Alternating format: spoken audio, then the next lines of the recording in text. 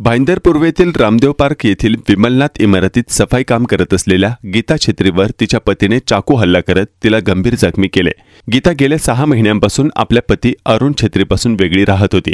याच कारणामुळे नाराज असलेल्या अरुणने आज सकाळी कमरेत चाकू लपवून आला आणि गीताच्या पोटात चाकू मारून तिला गंभीर जखमी केले। ज्यावेळी अरुणने गीतावर हल्ला केला त्यावेळी घटनास्थळी उपस्थित असलेल्या लोकांनी मध्यस्थी करून गीताला वाचवले। लोकांनी या घटनेत दखल दिल्याने गीताचा जीव वाचला आहे।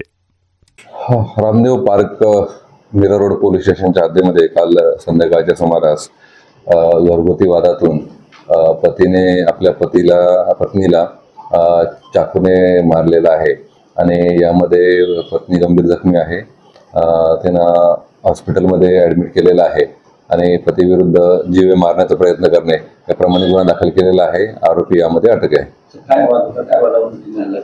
सोबत का राहत नाही या वादावरून त्यांच्यात भांडणं झाले होते।